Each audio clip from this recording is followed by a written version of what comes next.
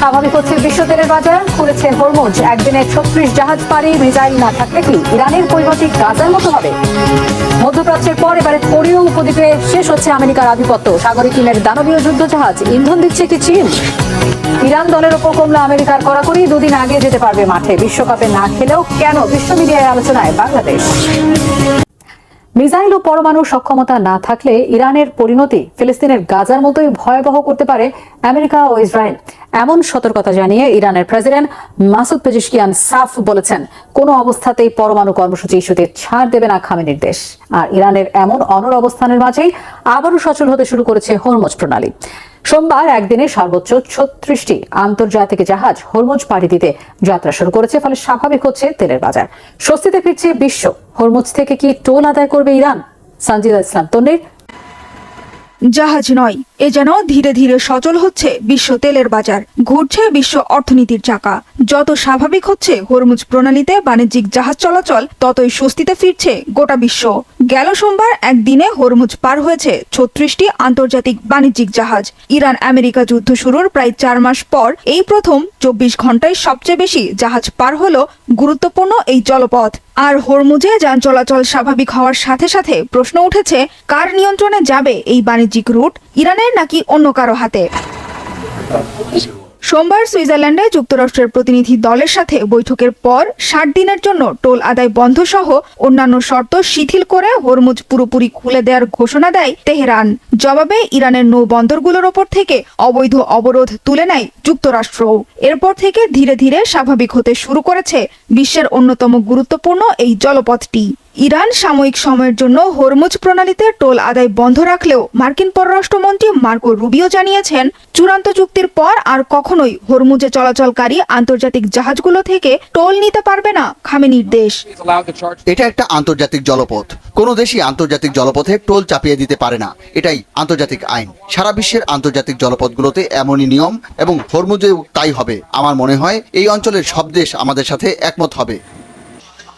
কিন্তু ভিন্ন দাবি ইরানের। চুক্তির পরও টোল নেওয়া হবে কিনা তা নিয়ে সরাসরি কিছু না বললেও ইরানের পার্লামেন্টের স্পিকার বাগের গালিবাফ সাফ জানিয়েছেন, হরমুজ প্রণালী আর কখনোই যুদ্ধের আগের অবস্থায় ফিরবে না।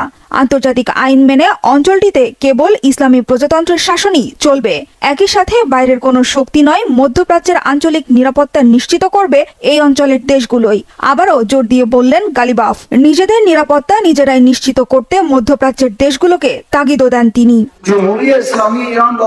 ইসলামাবাদ সমঝোতা স্মারকটি আমেরিকার পরাজয়ের প্রতীক। আমেরিকার মতো কেউ নিজের স্বার্থ অনুযায়ী আমাদের অঞ্চলের ভবিষ্যৎ নিয়ে সিদ্ধান্ত নেওয়ার আগে এই অঞ্চলের সরকার ও জনগণকেই নিজেদের ভাগ্য নির্ধারণ করতে হবে। স্থায়ী শান্তি চুক্তির জন্য 60 দিনের আলোচনা পর্বের শুরুতেই হরমুজ প্রণালীর নয়া বন্দোবস্ত নিয়ে দ্বন্দ্বের পাশাপাশি ইরানে আন্তর্জাতিক পরমাণু শক্তি সংস্থা IAEA এর পরিদর্শন ও তেহরানে পরমাণু ইস্যু নিয়েও বাকযুদ্ধে জড়িয়েছে দুই পক্ষ। মার্কিন প্রেসিডেন্ট ডোনাল্ড ট্রাম্প বারবার দাবি করে আসছেন, ইরান অনির্দিষ্টকালের জন্য তাদের পারমাণবিক স্থাপনায় আন্তর্জাতিক পরমাণু শক্তি সংস্থা IAEA কে পরিদর্শনের অনুমতি দিয়েছে। সঠিক সময়ে আন্তর্জাতিক পারমাণবিক সংস্থা ইরানের পরমাণু স্থাপনা পরিদর্শন করবে। মধ্যপ্রাচ্য সহ পুরো বিশ্বের নিরাপত্তা নিশ্চিত করতে ইরানকে পারমাণবিক অস্ত্র তৈরি করতে দেবেন না বলেও দাবি করেন ট্রাম্প। তারা মিথ্যা বলছে। বৈঠকে তারা বলেছিল তাদের পারমাণবিক স্থাপনায় শতভাগ পরিদর্শনের ব্যবস্থা আছে। ওরা পরমাণু কেন্দ্র পরিদর্শনের বিষয়ে রাজি না হলে আমি সুইজারল্যান্ডের বৈঠক বাতিল করে দিতাম। এই মুহূর্তে কোনো তাড়াহুড়া নেই। সঠিক সময়ে আন্তর্জাতিক পরমাণু সংস্থা ইরানে পারমাণবিক স্থাপনা পরিদর্শনে যাবে। তবে মার্কিন প্রেসিডেন্টের এমন দাবি অস্বীকার করেছে তেহরান। সমঝোতা স্মারকের আলোচনায় ইরানের পরমাণু ইস্যু ছিল না বলে আবারও স্পষ্ট করেছেন ইরানের প্রেসিডেন্ট মাসুদ পেজেশকিয়ান। কড়া ভাষায় জানিয়ে দেন, ইরানের যদি সামরিক শক্তি না থাকে তাহলে তার দেশকে গাজার মতোই পুরোপুরি ধ্বংসস্তূপে পরিণত করবে আমেরিকা ও ইসরায়েল। যুক্তরাষ্ট্রের সাথে সমঝোতা স্মারকে আমাদের পারমাণবিক ক্ষেপণাস্ত্রের বিষয়টি নেই এবং কখনো থাকবেও না। আত্মরক্ষার জন্য আমাদের কাছে ক্ষেপণাস্ত্র না থাকলে ইসরায়েল ও আমেরিকা গাজার মতোই ইরানের উপর হামলা করত। তারা সবসময় ভুয়া মানবাধিকারের কথা বলে। যদি আমরা আত্মরক্ষায় অক্ষম হতাম তবে তারা আমাদের দেশের প্রতি কোনো করুণা দেখাতো না, আমাদেরকে ধ্বংস করে দিত। আর তাই কোনো অবস্থাতেই আমরা আমাদের আত্মরক্ষার সক্ষমতা নিয়ে কারোর সাথে আলোচনা করব না। ইরানের এমন মন্তব্যের সাথে একমত মধ্যস্থতাকারী পাকিস্তানও। জেনেভায় সমঝোতা বৈঠকে ইরানের পরমাণু নিয়ে আলোচনা হয়নি বলে জানিয়েছেন পাক প্রধানমন্ত্রী শাহবাজ শরীফ। ফলে এর মধ্য দিয়ে আবারও ফাঁস হয়ে গেল ট্রাম্পের মিথ্যাচার। পাক প্রধানমন্ত্রী জানান, আগামী সপ্তাহে যুক্তরাষ্ট্র ইরান আলোচনা আবারও শুরু হওয়ার কথা রয়েছে। জেনেভা শহরে যুক্তরাষ্ট্র ও ইরানের মধ্যে গুরুত্বপূর্ণ আলোচনার একদিন পরে পাকিস্তান সফর করলেন ইরানের প্রেসিডেন্ট মাসুদ পেজেশকিয়ান। বৈঠক করলেন পাকিস্তানের প্রধানমন্ত্রী শাহবাজ শরীফ এবং প্রেসিডেন্ট আসিফ আলী জারদারির সাথে। ইসলামাবাদে তার এই রাষ্ট্রীয় সফরকে কেবল কূটনৈতিক সৌজন্য নয়, বরং একটি গুরুত্বপূর্ণ রাজনৈতিক বার্তা হিসেবেও দেখা হচ্ছে। মীর ফজলের আপডেট, ডেস্ক রিপোর্ট। রাষ্ট্রপ্রধান হিসেবে বর্তমানে তিনি ইরানের নেতৃত্ব দিচ্ছেন ঠিকই, তবে তার মূল পেশাগত পরিচয় একজন চিকিৎসকের। যুক্তরাষ্ট্রের সাথে সমঝোতার পর প্রথম বিদেশ সফরে পাকিস্তানে এসে কেবল রাষ্ট্রীয় সম্মানই পাননি ইরানের প্রেসিডেন্ট মাসুদ পেজেশকিয়ান, বরং একজন দক্ষ সার্জন হিসেবে লাভ করেছেন দেশটির সর্বোচ্চ চিকিৎসা সম্মাননা। ইরানে যুক্তরাষ্ট্র ও ইসরায়েলের হামলা শুরুর পর প্রথম রাষ্ট্রীয় সফরে বের হয়েছেন পেজেশকিয়ান। 23 জুন ইসলামাবাদের কাছে একটি সামরিক ঘাঁটিতে পৌঁছালে তাকে স্বাগত জানান পাকিস্তানের প্রেসিডেন্ট আসিফ আলী জারদারি, প্রধানমন্ত্রী শাহবাজ শরীফ এবং উপপ্রধানমন্ত্রী ও পররাষ্ট্রমন্ত্রী ইসাকদার। একদিনের এই রাষ্ট্রীয় সফরে প্রেসিডেন্ট পেজেশকিয়ানের সঙ্গে ছিল মন্ত্রী ও জ্যেষ্ঠ কর্মকর্তাদের সমন্বয়ে গঠিত একটি উচ্চ পর্যায়ের প্রতিনিধি দল। সফরকালে তিনি পাকিস্তানের প্রধানমন্ত্রী শাহবাজ শরীফ এবং প্রেসিডেন্ট আসিফ আলী জারদারির সঙ্গে দ্বিপক্ষীয় বৈঠক করেন। উভয় পক্ষ সুইজারল্যান্ডের আলোচনা নিয়ে কথা বলেন, পাশাপাশি বাণিজ্য, জ্বালানি, সীমান্ত নিরাপত্তা ও আঞ্চলিক সংযোগের ক্ষেত্রে দ্বিপক্ষীয় সহযোগিতা বাড়ানোর উপায় নিয়েও আলোচনা হয়। এক প্রতিবেদনে এসব তথ্য জানিয়েছে সংবাদ মাধ্যম আল জাজিরা। বৈঠকের পর ইসলামাবাদে আয়োজিত এক যৌথ সংবাদ সম্মেলনে কথা বলেন পেজেশকিয়ান। আত্মরক্ষার সক্ষমতা নিয়ে ইরান কোনো আপোষ করবে না বলে সাফ জানিয়ে দেন তিনি। আমেরিকার সাথে যে সমঝোতা স্মারক হয়েছিল তাতে আমাদের ক্ষেপণাস্ত্রের বিষয়টি নেই এবং তা কখনো থাকবেও না। যদি আমাদের আত্মরক্ষার জন্য ক্ষেপণাস্ত্র না থাকতো তাহলে ইসরায়েল ও আমেরিকা গাজার মতো ইরানকেও আক্রমণ করত। তরুণ বা বৃদ্ধ কারোর প্রতি তারা কোনো দয়া দেখাতো না। তারা মানবাধিকারের কথা বলে, যা এক বিরাট মিথ্যা। যদি আমরা আত্মরক্ষা করতে অক্ষম হতাম তবে তারা আমাদের শক্তি ধ্বংস করে দিত। তাই কোনো অবস্থাতেই আমরা আমাদের আত্মরক্ষার সক্ষমতা নিয়ে কারো সাথে আলোচনা করব না। রাষ্ট্রীয় সফরের মাঝে পেজেশকিয়ানকে পেশাগত সম্মাননা দেয় Pakistan college of physicians and surgeons. সাধারণত বিদেশি রাষ্ট্রপ্রধানদের বিভিন্ন সিভিল বা সামরিক পদক দেওয়া হয়, কিন্তু শাহবাজ শরীফ সরকার পেজেশকিয়ানের ব্যক্তিগত পরিচয়কে সম্মান জানিয়ে এই ফেলোশিপের ব্যবস্থা করেছে, যা দুই নেতার মধ্যে গভীর ব্যক্তিগত ও মনস্তাত্ত্বিক বোঝাপড়া তৈরি করেছে। পেজেশকিয়ানের এই সফর এমন এক সময়ে অনুষ্ঠিত হচ্ছে যখন সম্প্রতি পাকিস্তান ও কাতারের মধ্যস্থতায় সুইজারল্যান্ডে যুক্তরাষ্ট্র ও ইরানের মধ্যে যুদ্ধ পরবর্তী প্রথম দফার গুরুত্বপূর্ণ আলোচনা অনুষ্ঠিত হয়েছে। গত 18 জুন স্বাক্ষরিত ইসলামাবাদ সমঝোতা স্মারকে মার্কিন প্রেসিডেন্ট ডোনাল্ড ট্রাম্প এবং ইরানের প্রেসিডেন্ট মাসুদ পেজেশকিয়ান স্বাক্ষর করেন। সেখানে মধ্যস্থতাকারী হিসেবে স্বাক্ষর করেন পাকিস্তানের প্রধানমন্ত্রী শাহবাজ শরীফ। ইরানের প্রেসিডেন্ট হিসেবে এটি পেজেশকিয়ানের দ্বিতীয় পাকিস্তান সফর। এর আগে 2025 সালের আগস্টে তিনি পাকিস্তান সফর করেছিলেন। সে সময় ইরান ইসরায়েলের 12 দিনের যুদ্ধ শেষ হওয়ার অল্প কিছুদিন পর তিনি ইসলামাবাদে যান, যা ছিল ওই সংঘাত পরবর্তী তার প্রথম বিদেশ সফর। বিশ্লেষকেরা বলছেন পেজেশকিয়ানের এই সফর পাকিস্তানের কূটনৈতিক মর্যাদাকে বাড়িয়েছে। প্রকাশ্যে ইসলামাবাদকে বেছে নেওয়ার মাধ্যমে ইরান আসলে প্রমাণ করে দিল যে পাকিস্তান আর শুধু বার্তাবাহক নয়, তারা এখন এই অঞ্চলের একটি স্বীকৃত মধ্যস্থতাকারী। এই সফরের মাধ্যমে পেজেশকিয়ানও প্রমাণ করার সুযোগ পাচ্ছেন যে কূটনীতি মানেই আত্মসমর্পণ নয়। ইরান যুক্তরাষ্ট্রের চাপের মুখে সাড়া দিচ্ছে না, বরং আঞ্চলিক অংশীদারদের সঙ্গে নিয়ে নিজের সার্বভৌম অবস্থানে অনড় আছে। ইরানের আকাশে ভূপাতিত হওয়া যুদ্ধবিমান, আহত পাইলটের রহস্যময় সাক্ষ্য এবং জেলিফিশের মতো আকৃতিতে উঠতে থাকা ড্রোনের ঝাঁক, সব মিলিয়ে নতুন এক ধাঁধার মুখোমুখি হয়েছে মার্কিন গোয়েন্দা সংস্থাগুলো। প্রশ্ন উঠছে, এই সাক্ষ্য কি সত্যি ইরানের অজানা কোনো অত্যাধুনিক সামরিক প্রযুক্তির ইঙ্গিত দিচ্ছে, নাকি তা ছিল যুদ্ধক্ষেত্রে পাইলটের কোনো বিভ্রম? CNN এর চাঞ্চল্যকর এক প্রতিবেদনে উঠে আসা এই ঘটনার কথায় মধ্যপ্রাচ্যের সামরিক বাস্তবতা নিয়ে দেখা দিচ্ছে নতুন সব প্রশ্ন। হিজাল জুবাইরের ডেস্ক রিপোর্টে। এপ্রিলে ইরানের আকাশে ভূপাতিত হওয়া একটি মার্কিন F-15 যুদ্ধ বিমানের পাইলট জরুরি ভিত্তিতে বিমান থেকে বেরিয়ে আসার ঠিক আগ মুহূর্তে আকাশে এক রহস্যময় দৃশ্য দেখেছেন বলে দাবি করেছেন। তিনি বলেছেন, আকাশে অসংখ্য ইরানি ড্রোন এমনভাবে একত্রে চলাচল করছিল যে পুরো গঠনটিকে দেখতে অনেকটা জেলিফিশের মতো মনে হচ্ছিল। ঘটনাটির সঙ্গে পরিচিত 4টি সূত্রের বরাত দিয়ে চাঞ্চল্যকর এ তথ্য জানিয়েছে মার্কিন সংবাদ মাধ্যম CNN। প্রতিবেদনে বলা হয়েছে, উদ্ধার হওয়ার পর ওই পাইলট মার্কিন গোয়েন্দা কর্মকর্তাদের কাছে বিস্তারিত জবানবন্দি দেন। সেখানে তিনি দাবি করেন, ড্রোনগুলো একে অপরের সঙ্গে সমন্বিতভাবে এমনভাবে চলাচল করছিল যেন তারা একটি একক সত্তা। বড় ড্রোনগুলোর নিচে ছোট ড্রোনগুলো ঝুলেছিল, যা দেখতে জেলিফিশের পায়ের মতো লাগছিল এবং সেগুলো নড়াচড়া করছিল। সংশ্লিষ্ট একটি সূত্র CNN-কে জানিয়েছে, দৃশ্যটি ছিল পুরোপুরি ভিন গ্রহের কোনো কারবারের মতো।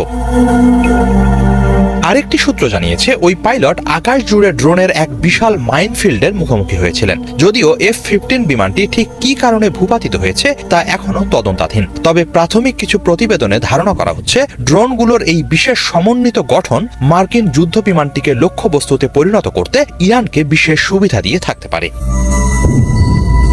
ইরানের সাথে যুদ্ধে এটিই ছিল প্রথম কোনো মার্কিন যুদ্ধ বিমান ভূপাতিত হওয়ার ঘটনা। বিমানে থাকা পাইলট ও ওয়েপন্স সিস্টেম অফিসার উভয়েই ইজেক্ট করে বেরিয়ে যেতে সক্ষম হন। কয়েক ঘন্টার মধ্যে পাইলটকে উদ্ধার করা হলেও অপর কর্মকর্তা প্রায় একদিন পাহাড়ি এলাকায় আত্মগোপন করে থাকার পর উদ্ধার হন। তিনিও একই দৃশ্য দেখেছিলেন কিনা তা নিশ্চিত হওয়া যায়নি। এছাড়া উদ্ধার অভিযান চলাকালে একটি A-10 বিমানও ভূপাতিত হওয়ার ঘটনা ঘটে। তবে ওই বিমানের পাইলট নিরাপদ দূরত্বে পৌঁছাতে সক্ষম হন। এদিকে F-15 এর পাইলটের এই বর্ণনা নিয়ে মার্কিন গোয়েন্দা মহলে তীব্র বিতর্ক ও জল্পনা শুরু হয়েছে, কারণ বিমান বিধ্বস্ত হওয়ার সময় পাইলট মাথায় গুরুতর আঘাত পান। এছাড়া ওই ঘটনার কয়েকদিন আগেই যুদ্ধের শুরুতে ভুল করে কুয়েতি বাহিনীর চালানো গুলিতে আরেকটি বিমান বিধ্বস্ত হয়েছিল। ওই বিমানেও ছিলেন একই পাইলট। ফলে অনেক গোয়েন্দা কর্মকর্তা প্রশ্ন তুলছেন, তিনি সত্যিই ইরানের কোনো অজানা উন্নত প্রযুক্তি দেখেছেন, নাকি তা ছিল যুদ্ধক্ষেত্রের বিভ্রম বা মরুভূমির মরীচিকা। প্রযুক্তি বিশেষজ্ঞদের মতে পাইলট যে সক্ষমতার কথা বলেছেন সেটি ওয়ান টু মেনি মেশড নেটওয়ার্কিং নামে পরিচিত। এ ব্যবস্থায় একজন অপারেটর একই সঙ্গে বহু ড্রোন নিয়ন্ত্রণ করতে পারেন। ধারণা করা হয় রাশিয়া ও চীনের কাছে এ ধরনের প্রযুক্তি রয়েছে এবং ইরানও তাদের সহায়তায় ড্রোন সক্ষমতা বাড়ানোর চেষ্টা করছে। মার্কিন গোয়েন্দাদের মতে, যদি ইরান সত্যিই এ ধরনের সক্ষমতা অর্জন করে থাকে তবে তা মধ্যপ্রাচ্যের সামরিক ভারসাম্যে নতুন মাত্রা যোগ করতে পারে। বর্তমানে যুক্তরাষ্ট্র ও ইরানের মধ্যে যুদ্ধবিরতি ও 60 দিনের শান্তি আলোচনা চললেও ড্রোন প্রযুক্তি নিয়ে নতুন এই তথ্য দুই দেশের সম্পর্ককে আরো জটিল করে তুলতে পারে। ড্রোন যুদ্ধ বিষয়ক বিশেষজ্ঞরা সতর্ক করে বলছেন, যদি বিস্ফোরকবাহী ড্রোনগুলো সমন্বিতভাবে নির্দিষ্ট গঠন ধরে আক্রমণ চালাতে সক্ষম হয় তবে তা প্রতিহত করা অত্যন্ত কঠিন হবে। এমন প্রযুক্তি যুক্তরাষ্ট্র ও তার আঞ্চলিক মিত্রদের জন্য তৈরি করবে নতুন নিরাপত্তা চ্যালেঞ্জ। মধ্যপ্রাচ্যের পর এবারে কোরীয় উপদ্বীপের কাছাকাছি জলসীমায় শেষ হচ্ছে আমেরিকা, জাপান ও দক্ষিণ কোরিয়ার আধিপত্য। সামরিক ইতিহাসের সবচেয়ে বড় 5000 টনের দানবীয় যুদ্ধজাহাজ সাগরে নামিয়ে রীতিমতো হইচই ফেলে দিয়েছে উত্তর কোরিয়া। তবে শুধু জাহাজই নয়, কিম সাফ জানিয়েছেন তারা এখন পুরোদস্তুর পারমাণবিক রাষ্ট্র হিসেবে সাগরেও নিজেদের শক্তি খাটাবেন। কিমের এই আগ্রাসী মনোভাব কি এশিয়া প্রশান্ত মহাসাগরীয় অঞ্চলে নতুন যুদ্ধের আগুন জ্বালাবে? পেছনে রয়েছে কার হাত, চীনের না রাশিয়ার? হাফিজুল ইসলামের ডেস্ক রিপোর্ট। নিজেদের সামরিক ইতিহাসের সবচেয়ে বড় ও শক্তিশালী যুদ্ধ জাহাজ নামাচ্ছে উত্তর কোরিয়া। 5000 টন ওজনের চোয়ে হিয়ন নামের রণতরীটি আনুষ্ঠানিকভাবে উদ্বোধন করেন দেশটির সর্বোচ্চ নেতা কিম জং উন।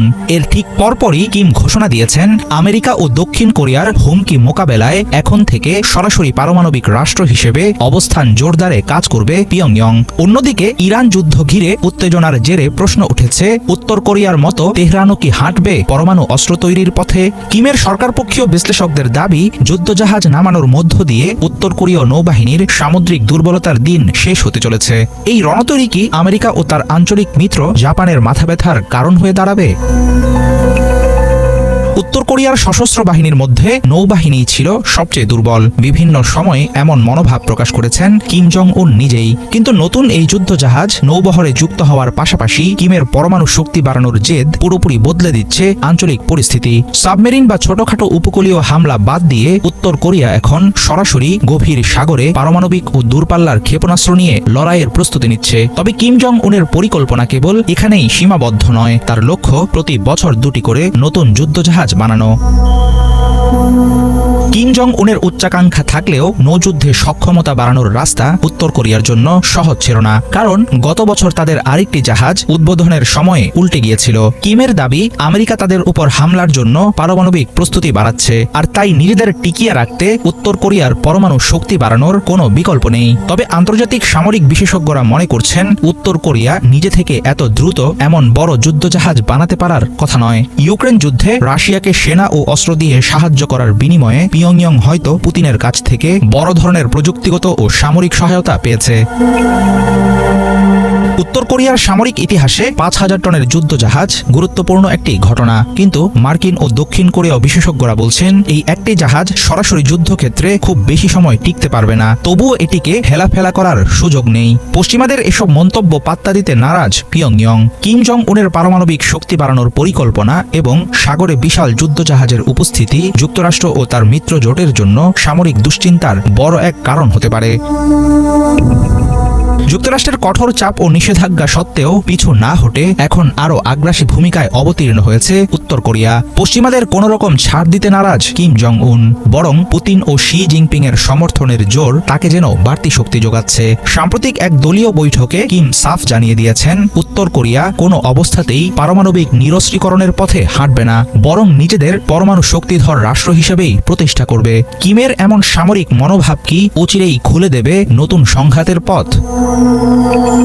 অবশেষে আমেরিকার ক্ষোভ থেকে মুক্তি পাচ্ছে ইরানের ফুটবল দল। এখন থেকে বিশ্বকাপের বাকি ম্যাচগুলোতে খেলতে দুদিন আগেই মেক্সিকো থেকে যুক্তরাষ্ট্রের মাটিতে যেতে পারবে টিম ইরান, করতে পারবে অনুশীলন। ইরান যুক্তরাষ্ট্র সমঝোতা চুক্তির পর টিম ইরানের ওপর আরোপ করা ভ্রমণ নিষেধাজ্ঞা শিথিল করতে বাধ্য হয়েছে ট্রাম্প প্রশাসন। এই সিদ্ধান্তে স্বস্তি জানিয়ে কি বলছে ইরান ফুটবল দল, নাহিম আহমেদের ডেস্ক রিপোর্টে বিস্তারিত। এখন থেকে শত্রুর মাঠে বসে অনুশীলন করতে পারবে টিম ইরান। তাও খেলার 2 দিন আগ থেকেই যুক্তরাষ্ট্রে যেতে পারবে তারা। এতদিন কেবল মেক্সিকো থেকে এসে আমেরিকার মাটিতে খেলে সেদিনই আবার ফেরত যেতে হতো তাদের। ছিল না শত্রু দেশ আমেরিকাতে থাকার অনুমতি। তবে এবার সে নিষেধাজ্ঞা শিথিল করেছে খোদ ট্রাম্প প্রশাসন। ইরান আমেরিকা সমঝোতা চুক্তির পর এলো ইরান ফুটবল টিমের উপর কড়াকড়ি তুলে নেওয়ার এই সিদ্ধান্ত। ফুটবল নিয়ন্ত্রক সংস্থা ফিফা জানিয়েছে নতুন নিয়ম অনুযায়ী ম্যাচের 2 দিন আগে মেক্সিকো থেকে আমেরিকার মাটিতে ঢুকতে পারবে ইরান দল, করতে পারবে অনুশীলন। তবে ম্যাচ শেষ হওয়ার পর সেদিনই তাদের ফেরত যেতে হবে মেক্সিকোতে। এই সিদ্ধান্তকে স্বাগত জানিয়েছে ইরান ফুটবল দল। ইরানের কোচ জানিয়েছেন এতে খেলোয়াড়রা দীর্ঘ ভ্রমণের ক্লান্তি কাটিয়ে খেলায় আরো মনোযোগী হতে পারবে। একই সাথে টুর্নামেন্টের গুরুত্বপূর্ণ এই সময়ে এসে এখন অনুশীলনের জন্য আরো বেশি সময় পাবে তারা। আমরা আগের 2টি ম্যাচে লস অ্যাঞ্জেলেসে এসে প্র্যাকটিস করতে মাত্র কয়েক ঘন্টা সময় পেয়েছি, যা আমাদের জন্য পর্যাপ্ত ছিল না, এবং প্র্যাকটিস শেষে ম্যাচের আগে বিশ্রাম দরকার হয়, যা আমরা নিতে পারিনি। তবে এই শিথিলতায় আমরা আগের তুলনায় কিছুটা সময় বেশি পাবো, যা দলের জন্য গুরুত্বপূর্ণ। আমরা বেশি কিছু চাই না, আমরা শুধু চাই বাকি 47টি দলের জন্য একই পদ্ধতি অনুসরণ করা হোক। আমার মনে হয় এটাই সব দলের জন্য ন্যায্য এবং আমরা খুব বেশি কিছু চাইছি না। অন্যদিকে আমার মনে হয় এটা আমাদের সংস্কৃতিরই একটা অংশ। কঠিন পরিস্থিতিতে আমরা আরো ভালো খেলি। আমার মনে হয় এই বৈষম্যই আমাদের আরো ঐক্যবদ্ধ করেছে। এর আগে ইরান আমেরিকা যুদ্ধের জেরে টিম ইরানকে নানা ভিসা জটিলতা ও কড়াকড়ির মুখে পড়তে হয়েছিল যুক্তরাষ্ট্রে ঢুকতে। এমনকি বারবার তারা আমেরিকার মাটিতে বৈষম্যের অভিযোগও তুলেছিল। তবে এত কিছু সত্ত্বেও গেল 2 ম্যাচ, প্রথমে নিউজিল্যান্ড ও পরে বেলজিয়ামের সাথে ড্র করে বিশ্বব্যাপী ব্যাপক প্রশংসা কুড়িয়েছে। বিশেষ করে দ্বিতীয় ম্যাচে বেলজিয়ামের একের পর এক আক্রমণ ঠেকিয়ে একাই মানব দেয়াল হয়ে দাঁড়িয়েছিলেন ইরানের গোলরক্ষক আলীরেজা ভেইরানবান্দ। পুরো ম্যাচে ডি ব্রুইন, লুকাকুদের 23টি গোল অ্যাটেম্পটের মধ্যে 7টিই ছিল অন টার্গেটে। সেগুলো সেভ করে রীতিমতো বীরের মর্যাদা পেয়েছেন গোলরক্ষক আলীরেজা। সামাজিক যোগাযোগ মাধ্যম ছেয়ে গেছে তার প্রশংসায়। খোদ ইরানের শীর্ষ কর্মকর্তারা তার গোল ঠেকানোর ছবি দিয়ে বলছেন এভাবেই ইরানিরা নিজ দেশকে শত্রু থেকে রক্ষা করেছে। বিশ্রামহীন ইরান ফুটবল দল মুখে নয় কাজে প্রমাণ করছে তারা দমে যাবার পাত্র নয়, বললেন ইরানের প্রেসিডেন্ট মাসুদ পেজেশকিয়ান। আমরা সবাই এই দেশের, আমরা ইরানের। বিশ্বকাপে ইরানের ফুটবলাররা তাদের সবটুকু দিয়ে লড়ছে। তারা বিশ্বের কাছে ইরানের মাথা উঁচু করেছে। তারা সব প্রতিকূলতা দূর করে সবটুকু উজাড় করে দিয়েছেন। তাদেরকে আমি স্যালুট জানাই। তাদের জন্য সবাই ইসলামী প্রজাতন্ত্রের জাতীয় সঙ্গীত গাইছে। আমরা এখন গর্বের সাথে বলতে পারি আমরা ইরানি। যুদ্ধ জয়ের মতো ইরান দলও এখন ফুটবলের মাঠে জয় ছিনিয়ে আনবে, এমন আশা প্রতিটি ইরানি নাগরিকের। এদিকে বিশ্বকাপ ফুটবলে না খেলেও এবারের আসরে বিশ্বজুড়ে তুমুল আলোচনায় বাংলাদেশ। খেলা নিয়ে নয়, বরং আর্জেন্টিনা ও ব্রাজিলের সমর্থনকে ঘিরে বাংলাদেশের ফুটবল প্রেমীদের মাঝে যে উন্মাদনা তৈরি হয়েছে তা নজর কেড়েছে দেশ ছাড়িয়ে বিশ্বের শীর্ষস্থানীয় সংবাদ মাধ্যমগুলোর। তাদের শিরোনামে ঠাঁই পেয়েছে ঢাকার পথ ঘাট থেকে শুরু করে বিভিন্ন বিশ্ববিদ্যালয় ক্যাম্পাসে চলা আর্জেন্টিনা ব্রাজিল ম্যাচগুলোতে ভক্তদের মহা উৎসব। হাজার হাজার মাইল দূরের ল্যাটিন আমেরিকান দুই দলকে ঘিরে বাংলাদেশিদের এই অবিশ্বাস্য আবেগ নিয়ে কি বলছে বিশ্ব মিডিয়া? ডেস্ক রিপোর্টে জানাচ্ছেন ইমরান মাহমুদ। ফিফা র্যাঙ্কিংয়ের তলানির দিকে থাকা বাংলাদেশ কখনোই বিশ্বকাপে খেলার যোগ্যতা অর্জন করতে পারেনি, অথচ ফুটবল বিশ্বকাপের অবিচ্ছেদ্য অংশ এখন দেশটি। আর্জেন্টিনা ও ব্রাজিলের প্রতি বাংলাদেশের মানুষের যে আকাশচুম্বী ও আবেগঘন সমর্থন তা আজ কেবল দেশের গণ্ডির ভেতরেই সীমাবদ্ধ নেই। Reuters, New York Times, the ইন্ডিপেন্ডেন্টের মতো শীর্ষস্থানীয় আন্তর্জাতিক গণমাধ্যমগুলোর পাতায় এখন বাংলাদেশের এই ফুটবল উন্মাদনা বেশ গুরুত্বের সাথে জায়গা করে নিয়েছে। আন্তর্জাতিক পরিমণ্ডলে বাংলাদেশের এই ফুটবল ভক্তদের যেভাবে উপস্থাপন করা হচ্ছে তা এক কথায় অভাবনীয়। আন্তর্জাতিক গণমাধ্যমগুলো বাংলাদেশি ফুটবল ভক্তদের এই পাগলামিকে দেখছে এক পরম বিস্ময় হিসেবে। স্প্যানিশ সংবাদ মাধ্যম এল পাইস তাদের এক প্রতিবেদনে অত্যন্ত চমৎকারভাবে উল্লেখ করেছে যে বাংলাদেশ এমন এক দেশ যেখানে হয়তো মেসির নিজের জন্মভূমির চেয়েও বেশি আর্জেন্টিনার ভক্ত রয়েছে। অন্যদিকে তুর্কিয়া টুডে তাদের প্রতিবেদনে বাংলাদেশকে আর্জেন্টিনা ও ব্রাজিলের জন্য সবচেয়ে আবেগপ্রবণ দূরবর্তী আবাসভূমি হিসেবে আখ্যায়িত করেছে।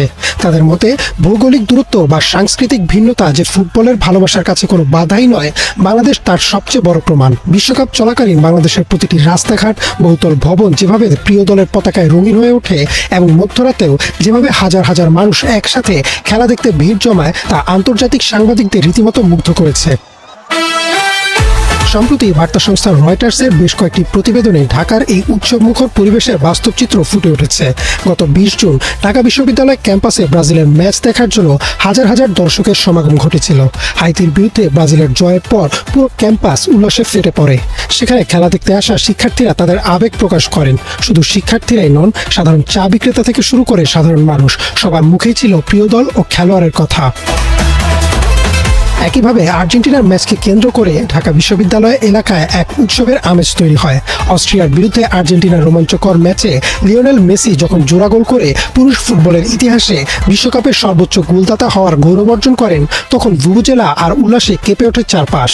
আন্তর্জাতিক গণমাধ্যমে ক্যামেরা ধরা পড়ে শিশু থেকে শুরু করে সব বয়সীদের গালে আঁকা আর্জেন্টিনার পতাকা। দ্য ইন্ডিপেন্ডেন্ট এবং দ্য অ্যাথলেটিকের প্রতিবেদনেও উঠে এসেছে কিভাবে এই ল্যাটিন আমেরিকার ফুটবল প্রতিদ্বন্দ্বিতা বাংলাদেশে এক বন্ধুত্বপূর্ণ অথচ তীব্র উত্তেজনার জন্ম দেয়।